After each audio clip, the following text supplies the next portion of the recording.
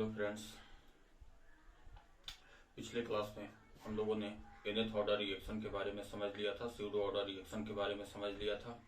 अब जो next topic है हमारा वो है experimental method to determine order of reaction. और देखोगे ये 12th बोर्ड में भी पूछा जाता है, नीट और जेई एडवांस्ड में भी पूछा जाता है। तो इस टॉपिक को अच्छे से समझने की जरूरत है हम लोगों को, और ये काफी सिंपल टॉपिक होता है जो बहुत इजीली आप लोग सॉल्व कर पाओगे क्वेश्चन को। तो आप लोग हेडिंग बनाना, experimental method to determine order of a reaction. इसमें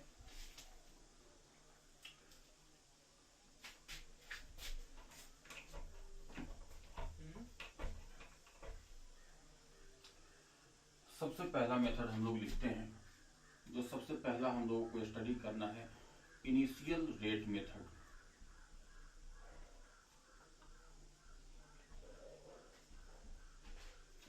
समझोगे बात को। इसमें जो सबसे पहला हम लोगों को स्टडी करना है इनिशियल रेट मेथड। देखोगे इनिशियल रेट मेथड क्या होता है, इस बात को समझना। जैसे हमने आपके पास कोई रिएक्शन दिया तो उसका कुछ कंसंट्रेशन भी देंगे, आप उस कंसंट्रेशन के कॉरस्पॉन्डिंग उसका रेट निकाल लो। दैट इज जो कौन सा रेट निकला, इनिशियल रेट निकला। समझ आया बात है। फिर दूसरा कंसंट्रेशन रखकर देखो, कंसंट्रेशन चेंज करके देखो, कंसंट्रेशन चेंज होगा तो रेट ऑफ रिएक्शन भी चेंज होगा, फिर कॉरस्पॉन्डिंग रेट ऑफ रिएक्शन को लिखो आप। तीसरा कंसंट्रेशन दिया, फिर कॉरस्पॉन्डिंग रेट ऑफ रिएक्शन को निकालो आप। तो इस तरह से डिफरेंट इनिशियल कंसंट्रेशन पे डिफरेंट इनिशियल रेट होगा।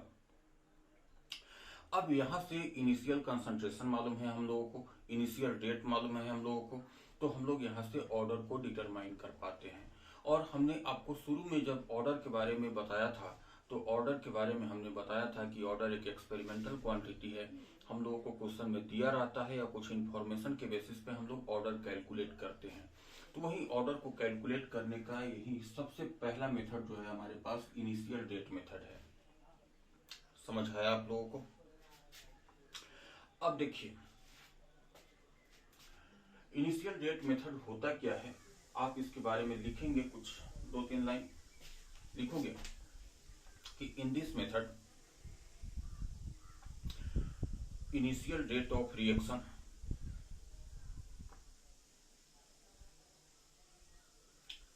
are given for various initial concentration of reactant, for various initial concentration of reactant, for different experiment from which order is determined, from which order is determined। चलिए ये बात तो आप लोगों ने note कर लिया। अब इससे रिलेटेड क्वेश्चन कैसा आता है इस बात को समझने की कोशिश करते हैं। चलिए एक जेई के क्वेश्चन से हम लोग शुरुआत करते हैं कि जेई में 2014 में क्वेश्चन आया था, जेई में कैसा क्वेश्चन पूछा है इस बात को समझते हैं। लिखा हुआ था for the reaction 2A + B gives C + D, 2A + B gives C + D। लिखोगे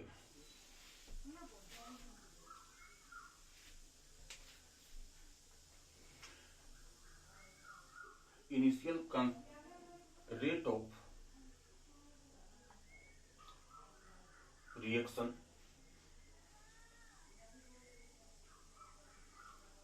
for different initial concentration of reactant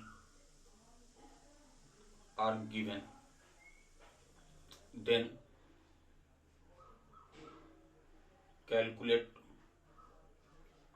rate of formation of C, then calculate rate of formation of C। क्या दिया हुआ है आपको, इस बात को समझना। दिया हुआ क्वेश्चन में है concentration of A, concentration of B और इनिशियल रेट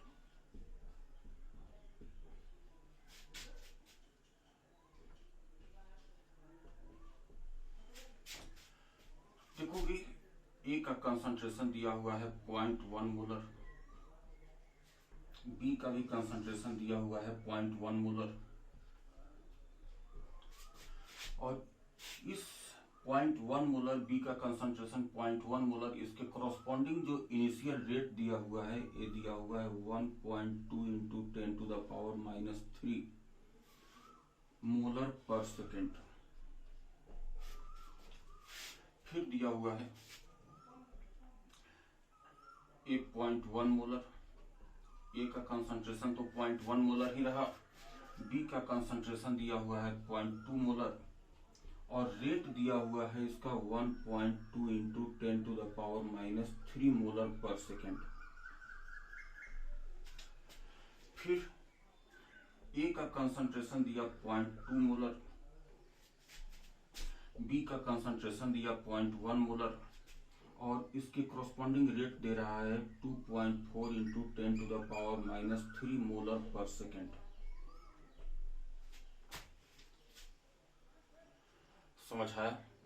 अब आपसे क्वेश्चन बोल रहा है कि कैलकुलेट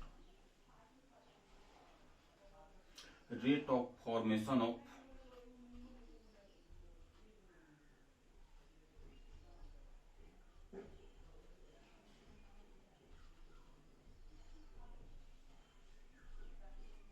सी,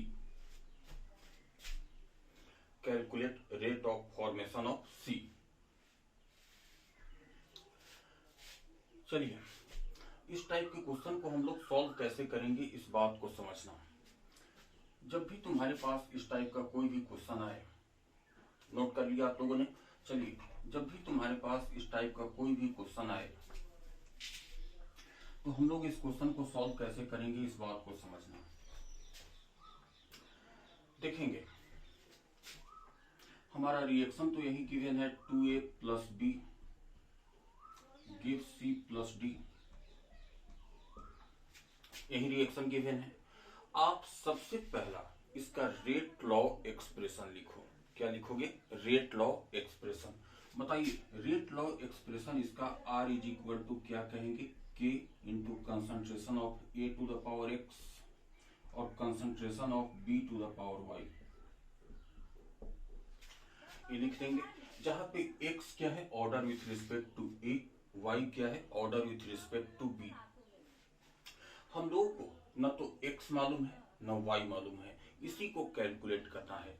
कभी कभी किसी क्वेश्चन में IIT 2004 में एक क्वेश्चन पूछा था, उसमें K का भी वैल्यू कैलकुलेट करवाया था। इसी क्वेश्चन में हम लोग K का भी वैल्यू कैलकुलेट करने की कोशिश करेंगे। तो देखेंगे R इज इक्वल टू कितना बना? K concentration of A to the power X concentration of B to the power Y। आपके पास देखोगे जितना वेरिएबल रहेगा उससे एक ज्यादा रिलेशन दिया रहेगा, उससे ज्यादा रिलेशन दिया रहेगा। समझ आया बातें? देखिए, वेरिएबल हमारे पास कितना है? X और Y। K तो रहेगा ही क्वेश्चन में, हम लोगों को X और Y का वैल्यू निकालना है। इसके लिए हम लोगों को दिया कितना इंफॉर्मेशन है? 3 इंफॉर्मेशन दिया हुआ है। सबसे पहले अब हम बात करें R का वैल्यू, बोलिए सबसे पहला इंफॉर्मेशन क्या है? A का कंसंट्रेशन कितना है और R का वैल्यू कितना है और B का कंसंट्रेशन कितना है? तो R का वैल्यू है 1.2 into 10 to the power -3 is equal to, K नहीं मालूम है, K को ऐसे ही रहने दीजिए। A का कंसंट्रेशन कितना है? 0.1 to the molar to the power X और B का कंसंट्रेशन कितना है? 0.1 टू द पावर Y। जितना भी एक्सप्रेशन है, जितना भी इंफॉर्मेशन है, सभी को इसके टर्म में एक्सप्रेस कर दीजिए। जितना भी कंसंट्रेशन दिया हुआ है सभी को रेट लॉ एक्सप्रेशन के फॉर्म में एक्सप्रेस कर दीजिए। देखिए, फिर दूसरा भी दिया हुआ है 1.2 into 10 to the power -3 is equal to K और A का कंसंट्रेशन तो 0.1 ही है, लेकिन B का कंसंट्रेशन कितना हो गया? 0.2 टू द पावर Y। समझ आ गया बातें? उसके बाद देखिए 1, अब तीसरा इंफॉर्मेशन क्या दे रहा है? 2.4 into 10 to the power -3 is equal to, जब ये रेट है तो ए का कंसंट्रेशन कितना है बोलिए 0.2 और बी का कंसंट्रेशन कितना है 0.1। इसको 1 बोल दीजिए, इसको 2 बोल दीजिए, इसको 3 बोल दीजिए। समझ गए आप? अब देखिए आपको x और y लाना है, बस आपको सिंपल मैथमेटिक्स सॉल्व करना है। अब यहाँ पे आप देखिए, आप उस दो रिलेशन को लीजिए जिसमें जैसे आपको y का वैल्यू पता करना है, तो हमेशा देखोगे उस वैल्यू को एक्सेप्ट करना चाहिए। y का वैल्यू पता करना है तो कोशिश करो कि x कैंसिल आउट हो जाए। कैसे? अगर हम y का वैल्यू पता करना है, x कैंसिल आउट कैसे होगा बोलिए? कि अगर हम 2 को 1 से डिवाइड कर दें, क्या करें 2 को 1 से डिवाइड कर दें। अगर आपको x लाना है तो आप कोशिश करो कि y कैंसिल हो जाए। y कैसे कैंसिल होगा? 3 को 1 से डिवाइड कर दीजिए। समझ आ रहा है बात है? तो अब आप यहां पे देखिए, सबसे पहला डिवाइडिंग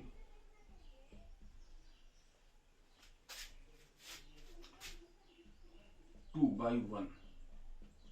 अब आप यहाँ पे डिवाइड करके देखिए, 2 को 1 से डिवाइड कर रहे हैं, 1.2 into 10 to the power minus 3, 1.2 into 10 to the power minus 3 cancel out हुआ, इज इक्वल टू कितना हो गया 1।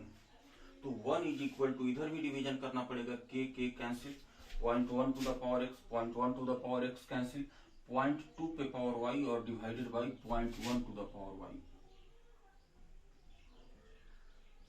Divided by 0.1 to the power y।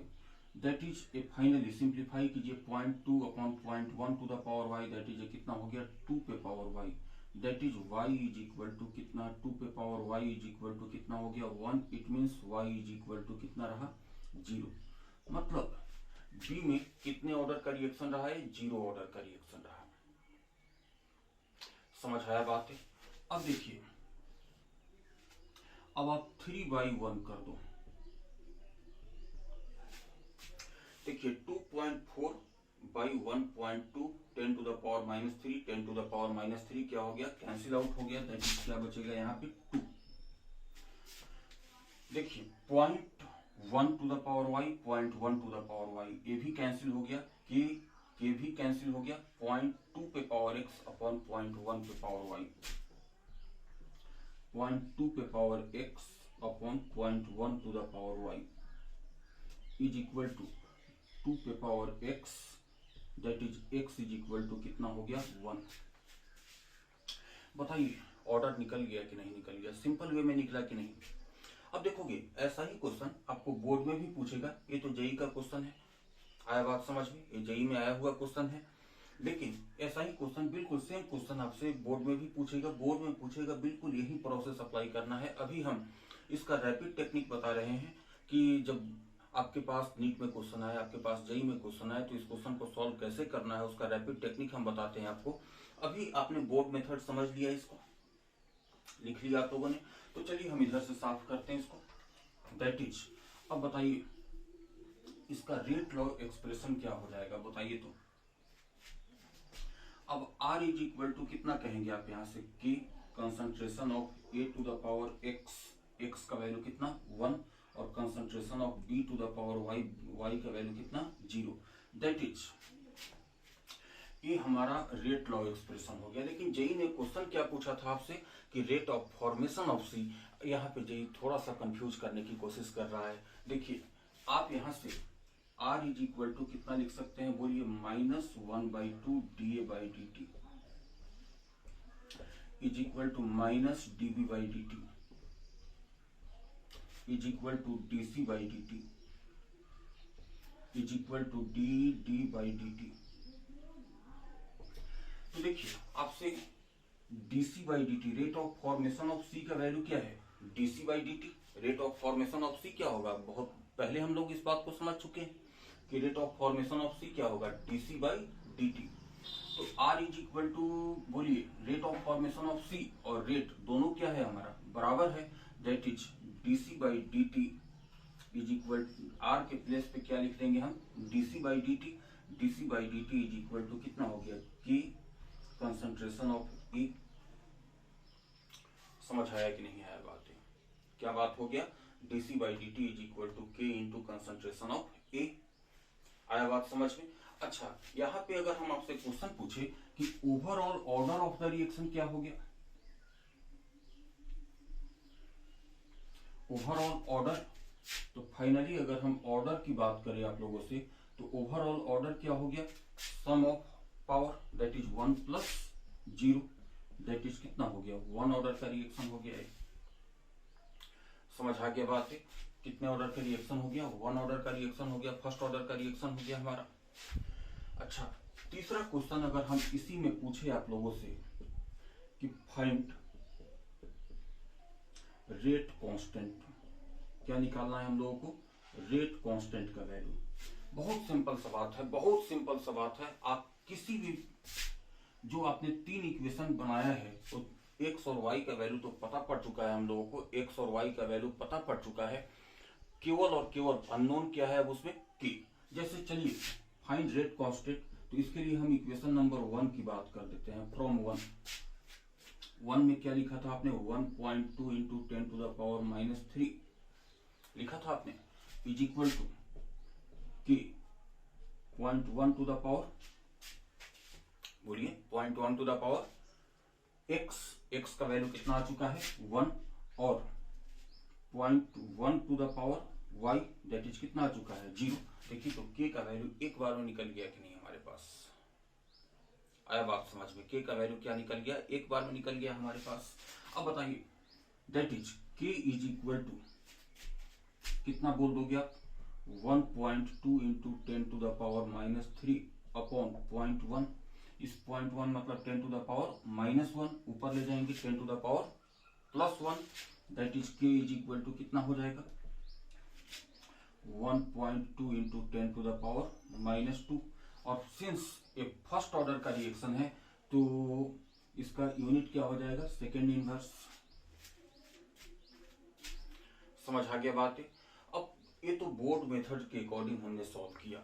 अब चलिए हम इसी क्वेश्चन को रैपिड टेक्निक्स के अकॉर्डिंग सॉल्व करते हैं कि रैपिड टेक्निक इसमें कैसे अप्लाई करेंगे। तो ये रैपिड टेक्निक देखोगे,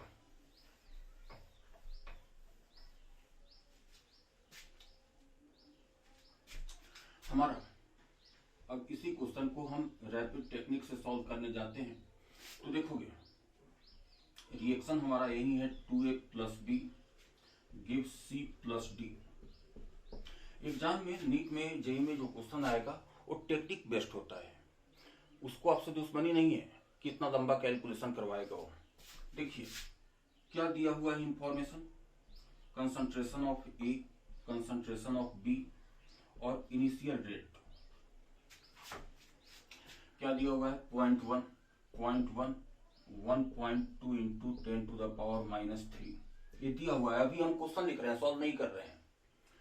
ये 0.1 ये 0.2 ये 1.2 इंटू 10 टू द पावर -3, ये देखोगे 0.2 0.1 कितना दिया हुआ है 2.4 इंटू 10 टू द पावर -3। आप लोगों को हमने एक रैपिड टेक्निक पहले भी बताया था कि change in rate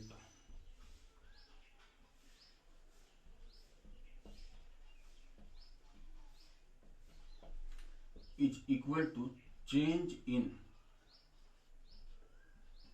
concentration to the power order. याद आ रहा है आप लोगों को, बताया था ये बात हमने, याद करोगे। चलिए याद आ गया आप लोगों को। अब देखिए सबसे पहले आप उस मतलब अगर बी का ऑर्डर निकालना चाहते हो तो ए को कांस्टेंट रखो, कांस्टेंट देखोगे 0.1 कांस्टेंट है, कंसंट्रेशन कांस्टेंट है। यहां पे देखिए कंसंट्रेशन में कितना चेंजिंग हुआ बी के लिए, बी की बात कर रहे हैं, कंसंट्रेशन में कितना चेंजिंग हुआ डबल का, तो 2 पे पावर मान लेते हैं ऑर्डर बी के रिस्पेक्ट में y is equal to rate में कितना का चेंजिंग हुआ, कोई चेंजिंग नहीं, मतलब रेट में चेंजिंग कितना का हुआ 1 का, that is y is equal to कितना बोल देंगे हम लोग 0। समझ आया बात है। सबसे पहले हमने कहा कि बी का ऑर्डर निकालना चाहते हो, बी का ऑर्डर निकालना चाहते हो तो देखोगे ए को कांस्टेंट कर लो, कांस्टेंट कर दिया आपने, कांस्टेंट गिवन रहेगा क्वेश्चन में, इसको फिक्स करो। अब देखोगे रेट कंसंट्रेशन में कितना का चेंजिंग है डबल का, रेट में कितना का चेंजिंग है कोई चेंजिंग नहीं, मतलब सेम रेट रहा, मतलब क्या रहा 1। तो देखोगे 2 के power y is equal to कितना हो गया 1, दैट इज ऑर्डर कितना हो गया 0। अब देखोगे a की में चेंजिंग करना चाहते हो, सॉरी a का रेट निकालना चाहते हो तो b को कांस्टेंट करो 1 और 3। इसको देखो कितना कंसंट्रेशन चेंज किया, डबल का। कंसंट्रेशन चेंजिंग कितना का, डबल का। रेट चेंजिंग कितना 1.2 से 2.4, दैट इज कितना हो गया 2 power x, that is x is equal to कितना हो गया 1। दैट इज रेट हमारा क्या हो गया k, a पे पावर 1 और b पे पावर कितना 0। समझ आ गया बात है। तो जेई में क्वेश्चन आए तो ऐसे सॉल्व करना, लेकिन 12th में जब क्वेश्चन आए तो हमारा एक एडवाइस है,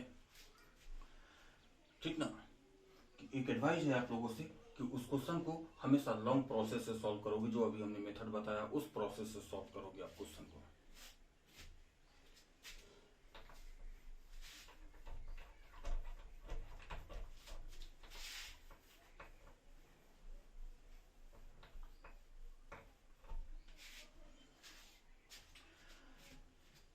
दूसरा आता है मेथड इसमें,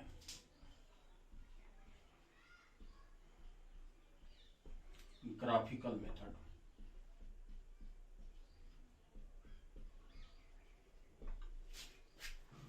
नाम से ही पता चल रहा है कि क्या गिवन होगा, इसका ग्राफ दिया होगा। लिखोगे इसके बारे में, in this method experimentally obtained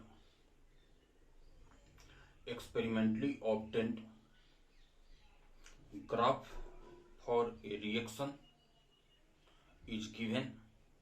Experimentally obtained graph of a reaction is given from which order is determined. देखिए अभी तक आपने जितना ग्राफ पढ़ा, zero order, first order, second order, उसी से रिलेटेड क्वेश्चन रहेगा। थोड़ा सा रिकॉल करें हम। देखिएगा, रेट और concentration of A, zero order की बात करते थे, क्या होता था, कांस्टेंट हो जाता था। रेट और कंसंट्रेशन ऑफ ए,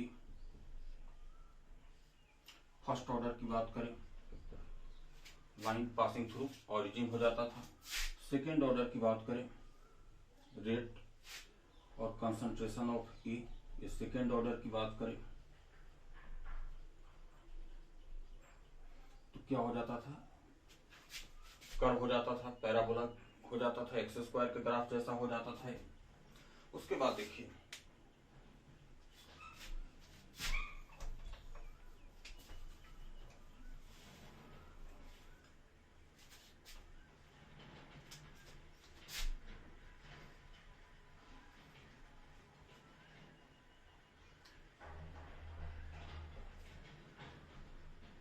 अगर हम जीरो ऑर्डर की बात करें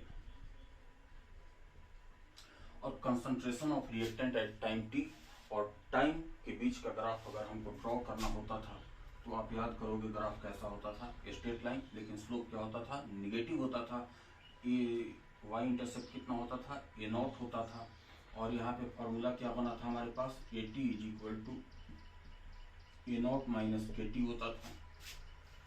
ये ग्राफ देखते ही पता चल जाना चाहिए हम लोगों को कि किसका ग्राफ है, बोलिए, जीरो ऑर्डर का। अगर हम ग्राफ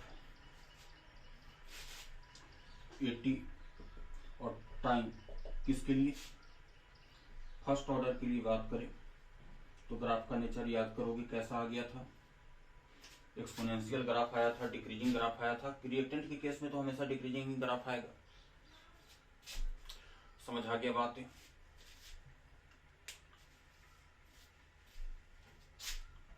बोलिए, मिटा दूं?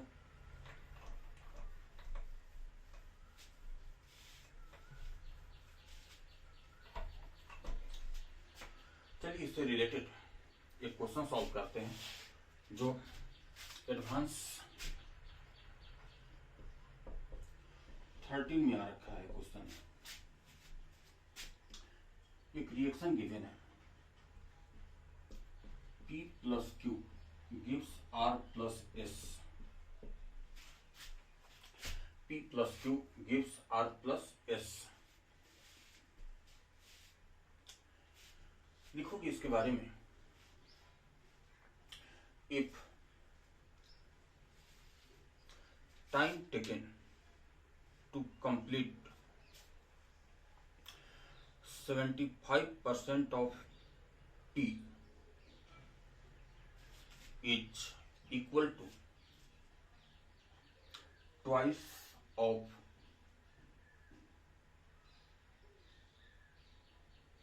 time taken of 50% of the P, twice of the 50% of P, and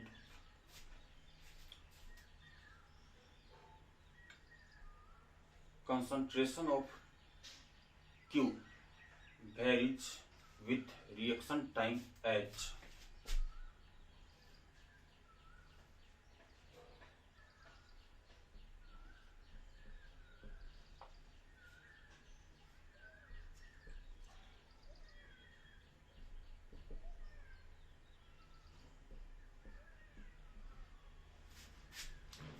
Then overall order of the reaction, then overall order of the reaction, पहला ऑप्शन दिया हुआ था 0, दूसरा ऑप्शन दिया हुआ था 1, तीसरा ऑप्शन दिया हुआ था 2, फोर्थ ऑप्शन दिया हुआ था मान लो 3। Overall order of the reaction. इस क्वेश्चन को सॉल्व करने की जरूरत बिल्कुल भी नहीं है, एकदम सॉल्व करने की जरूरत नहीं है। आप इस क्वेश्चन को देखकर आंसर बता सकते हो। देखोगे क्या बोला, पी के लिए अगर हम आप लोगों से बात करें, सबसे पहले एक बात बताना, आर इज इक्वल टू कितना लिखोगे आप लोग, के पी पे पावर एक्स और क्यू पे पावर कितना होगा वाई। हमें x प्लस वाई का वैल्यू निकालना है, तो x प्लस वाई का वैल्यू निकालना है तो उसके लिए x मालूम होना चाहिए, उसके लिए y मालूम होना चाहिए। यही बात ना, क्या मालूम होना चाहिए हम लोगों को, x एंड y मालूम होना चाहिए। अब देखिए p के लिए क्या बात किया इसका, कि इसका 75% reaction, t 75% is equal to कितना, 2 टाइम्स 50% ऑफ द रिएक्शन लग रहा है। बोलिए किसका प्रॉपर्टी होता था, बोलिए 75% कंप्लीट होने के लिए कितना टाइम लग रहा है, 2 टाइम्स t हाफ लग रहा है। किसका प्रॉपर्टी होता था, फर्स्ट ऑर्डर का। याद आया, रैपिड टाइम भी हमने बताया था आप लोगों को, याद आ गया होगा आप लोगों को, कितना फर्स्ट ऑर्डर का रिएक्शन हो गया। आया बात समझ में, मतलब P में कितने ऑर्डर का रिएक्शन हो गया है, फर्स्ट ऑर्डर का। और अभी तो हमने इस ग्राफ को बताया आप लोगों को कि कंसंट्रेशन ऑफ रिएक्टेंट और टाइम के बीच का ग्राफ अगर स्ट्रेट लाइन आ जाता है तो कितने ऑर्डर का रिएक्शन हो गया, ये 0 ऑर्डर का। तो बताइए आप यहाँ से x का वैल्यू कितना हो गया, 1 हो गया, y का वैल्यू कितना हो गया, 0 हो गया, ओवरऑल ऑर्डर कितना हो गया, 1 हो गया।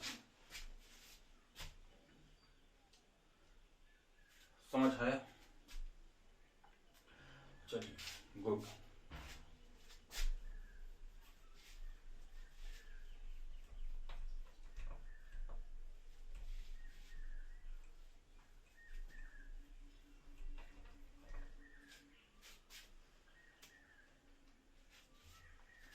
अब देखिए हम लोग बात करते हैं तीसरा मेथड का,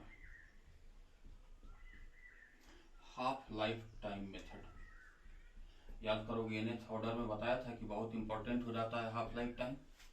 हाफ लाइफ टाइम मेथड देखिएगा, इसमें क्या बताया था हमने कि nth ऑर्डर रिएक्शन का जो हाफ लाइफ टाइम होता है वो इनवर्सली प्रोपोर्शनल होता है इनिशियल कंसंट्रेशन के। आया बात समझ में, nth ऑर्डर रिएक्शन का जो हाफ लाइफ टाइम होता है 1 upon initial concentration to the power order -1 हो जाता है। ये बात हमने प्रूफ कर दिया था आप लोगों को, है ना।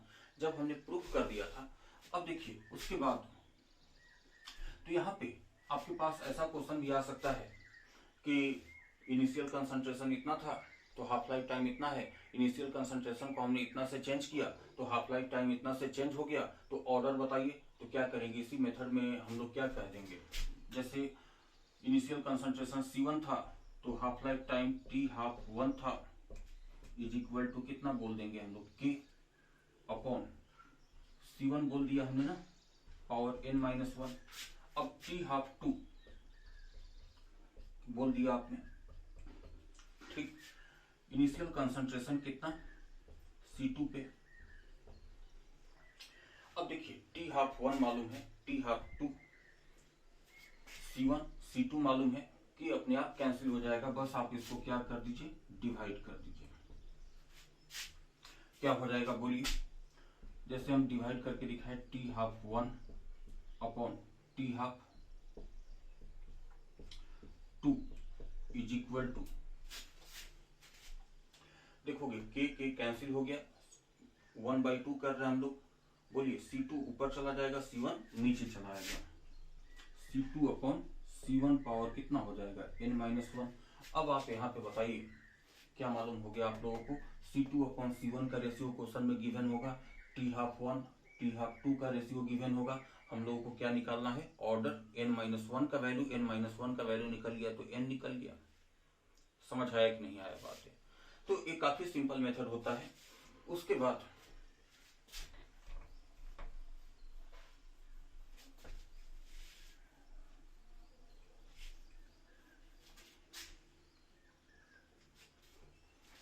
अगर हम यहां से देखोगे T12 is equal to constant into 1 upon A पे पावर n-1, आया बात समझ में, कांस्टेंट इंटू 1 अपॉन ए पे पावर n-1। अगर हम यहाँ पे ग्राफ ड्रॉ करना चाहें T12 और 1 अपॉन ए पे पावर n-1, तो ग्राफ क्या होगा, स्ट्रेट लाइन होगा, ओरिजिन से पास करता हुआ दिखाई देगा। और देखिए यहाँ पे अगर हम ऑर्डर की बात करें आप लोगों से, तो ऑर्डर इज इक्वल टू कितना कह दोगे, जो भी यहाँ पे पावर रहे, जो डिनोमिनेटर में पावर है उससे 1 ज्यादा ऐड कर दीजिए, n-1 है तो क्या ऐड कर देंगे हम इसमें, +1, दैट इज ऑर्डर कितना हो जाएगा, n। देखिए ना, nth ऑर्डर रिएक्शन का ही बताया था ना हमने। अगर बाय द वे यहाँ पे 1 अपॉन ए पे पावर 2 का ग्राफ है तो ऑर्डर कितना होगा, 2। ये 1 अपॉन ए पे पावर 5 का ग्राफ है तो ऑर्डर कितना होगा, 6। आ गया बात समझ में। अब चलिए देखिएगा, एक हम आपसे क्वेश्चन के थ्रू बात करते हैं। यहाँ पे ये क्वेश्चन नीट में आया हुआ क्वेश्चन है। देखिए क्वेश्चन ऐसा है, पूरा लैंग्वेज नहीं दिखा रहे हैं क्वेश्चन का, कि T12 और 1 अपॉन AQ के बीच का ग्राफ आपको ऐसा दिया हुआ है, जहां पे A इनिशियल कंसंट्रेशन है। तो आपसे क्वेश्चन पूछ रहा है कि ऑर्डर ऑफ रिएक्शन, समझ गए कितना होगा, बोलिए। जितना पावर दिया रहेगा, 3 पावर है, उससे 1 ज्यादा ऐड कर देंगे, ऑर्डर ऑफ रिएक्शन कितना हो गया, 4। अभी हमने बताया कि यहाँ पे n-1 का वैल्यू कितना दिया हुआ है, बोलिए 3, that is n is equal to कितना हो गया, 4। जो भी पावर दिया रहे उससे 1 ज्यादा ऐड कर देंगे, ऑर्डर कितना हो गया, 4 हो गया। समझ आ गया बात है, कोई दिक्कत इसमें, चलिए।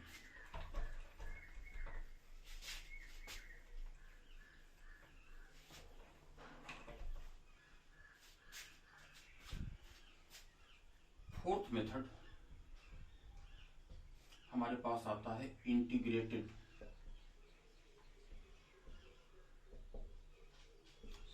Rate law method.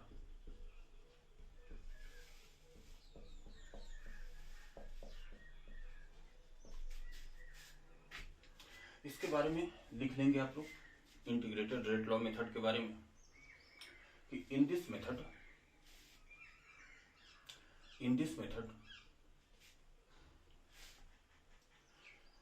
concentration of reactant at different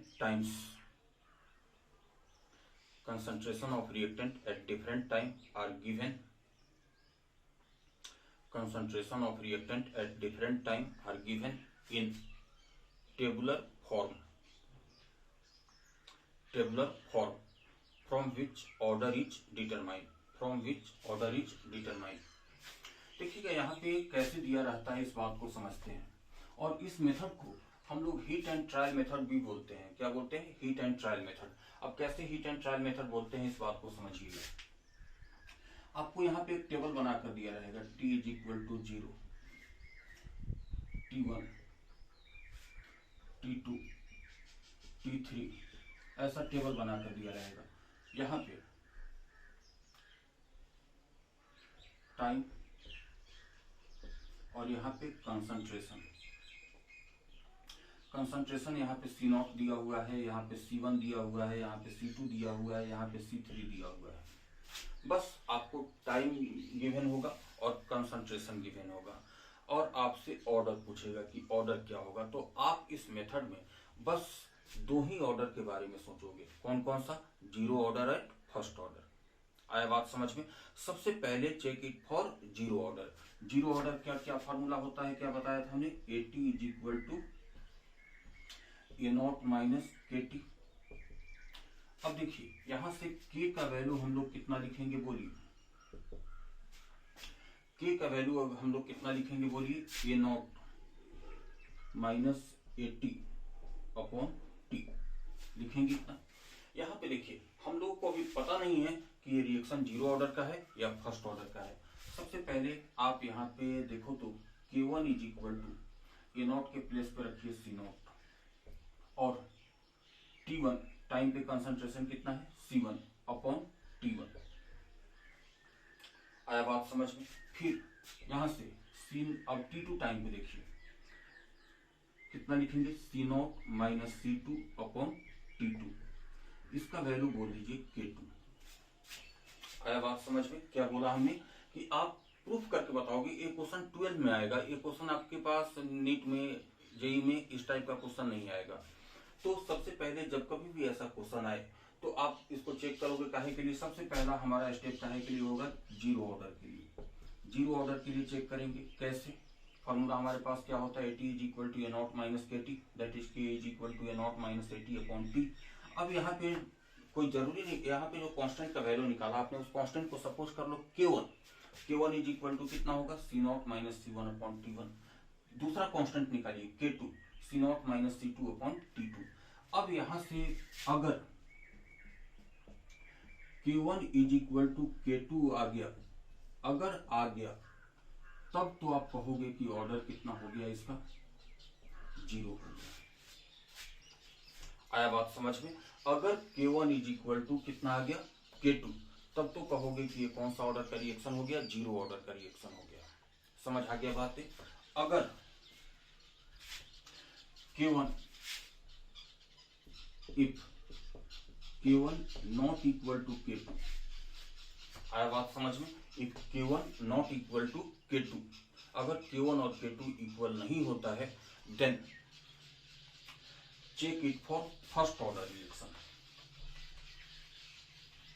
कहां पे चेक करेंगे हम लोग? किसके लिए? फर्स्ट ऑर्डर रिएक्शन के लिए। तो फर्स्ट ऑर्डर रिएक्शन में हम लोग सभी जानते हैं K इज इक्वल टू कितना होता है? 1 upon T ln E upon AT।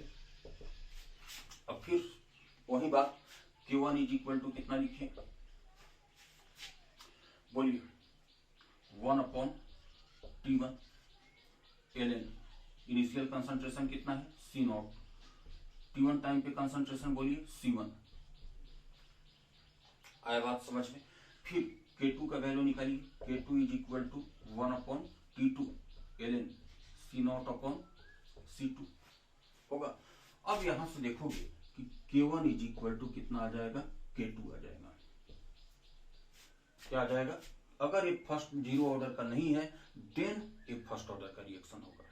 Second order से रिलेटेड क्वेश्चन नहीं आएगा क्योंकि काफी कॉम्प्लिकेटेड हो जाएगा वो।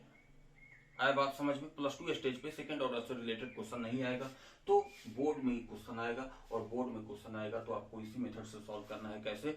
सबसे पहले उसको चेक करना है किसके लिए? जीरो ऑर्डर के लिए। और किसके लिए चेक करना है? फर्स्ट ऑर्डर के लिए।